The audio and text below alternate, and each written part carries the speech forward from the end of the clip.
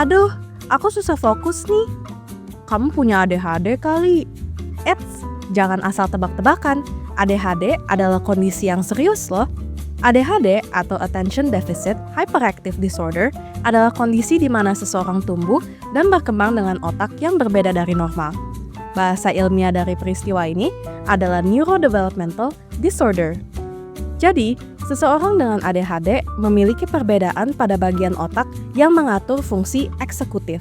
Fungsi eksekutif adalah fungsi yang berguna untuk meregulasi atensi atau perhatian dan mengontrol perilaku, seperti mengabaikan atau menunda keinginan yang tidak relevan saat ini.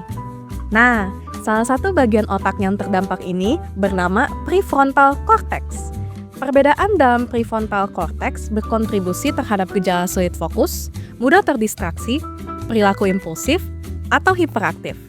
Selain itu, orang ADHD memiliki gangguan kinerja dari kimia otak dopamin dan norepinefrin yang juga berpengaruh pada fungsi eksekutif.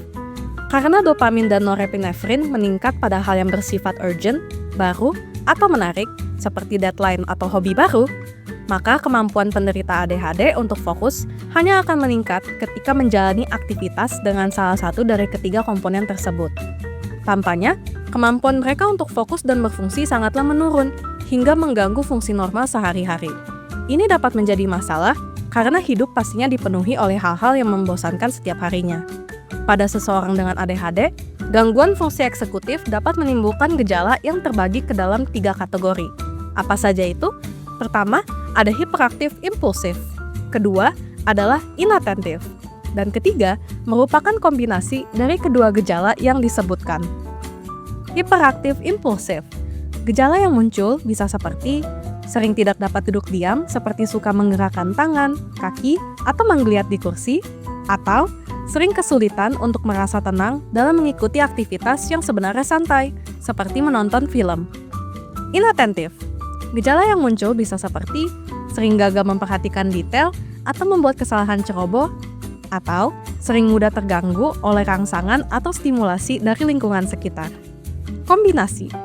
Kombinasi adalah gabungan gejala dari kedua kategori, hiperaktif impulsif dan inattentif. Tapi, tidak semua pengidap ADHD menunjukkan gejala yang sama loh. Ada yang lebih dominan ke inattentif, ada yang lebih condong terhadap hiperaktif impulsif, ataupun kombinasi dari keduanya. Bukannya semua gejala ini pernah dialami sebagian besar orang? Lalu, apakah semua orang mengidap ADHD? Tentu saja tidak. Analoginya seperti ini. Sebagian besar orang pernah merasa kosong atau hampa, tetapi bukan berarti mereka menderita depresi. Sama seperti ADHD, semua orang pasti pernah mengalami kendala fungsi eksekutif dan menunjukkan gejala menyerupai ADHD, terutama saat dalam kondisi stres, kurang tidur, atau kelelahan. Tapi bukan berarti semuanya mengidap ADHD. Jadi teman-teman, ADHD berbeda dari sekadar sulit fokus atau mudah terdistraksi. Kondisi ADHD cukup kompleks dan tidak bisa dibahas semena-mena. Sayangnya, ADHD semakin menjadi topik sensasional dalam pembicaraan mental health di sosial media. Masalahnya, konten yang terlalu menyederhanakan atau tidak akurat dapat menyebabkan kesalahpahaman terkait ADHD loh. Beberapa kesalahpahaman tersebut, contohnya, seseorang dengan ADHD tidak bisa fokus. Sebetulnya, pengidap ADHD bisa fokus dengan baik pada hal yang menarik atau baru. Namun, mereka mengalami gangguan dalam mengatur perhatian sehingga sulit untuk fokus ke tugas yang rutin atau membosankan. Jadi, bukan masalah kemauan, melainkan kondisi otak yang membuat mereka sulit memaksa fokus secara konsisten. Miskonsepsi selanjutnya adalah, seseorang yang cerdas tidak mungkin memiliki ADHD. Sebenarnya, ada banyak orang dengan gangguan ini memiliki kesuksesan dalam akademik dan karir. Tetapi seseorang dengan ADHD harus berusaha ekstra keras dalam mengelola tugas dan goals mereka. Dan kecerdasan bahkan dapat menyamarkan gejala loh, karena gejala bisa ditutupi oleh kompensasi kepintaran. Lalu, beberapa percaya bahwa orang dewasa tidak bisa memiliki ADHD karena gangguan ini hanya muncul pada anak-anak. Sebetulnya, ADHD merupakan gangguan seumur hidup yang dapat berlanjut hingga dewasa. Bahkan bisa terasa lebih berat karena tuntutan hidup yang meningkat. Ada banyak orang dewasa yang tidak menyadari memiliki ADHD karena gejalanya sering disalahartikan sebagai kemalasan. sehingga mereka tidak mendapatkan bantuan medis yang tepat. Bahkan, beberapa orang menyatakan kalau ADHD disebabkan oleh pola asuh yang buruk.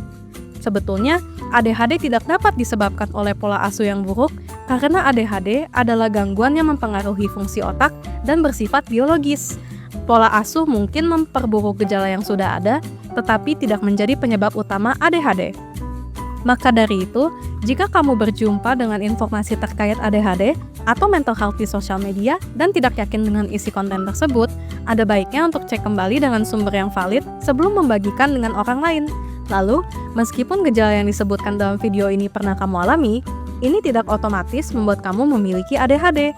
Hindari melakukan self-diagnosis dan selalu konsultasikan dengan psikolog atau psikiater untuk mendapatkan diagnosis yang tepat.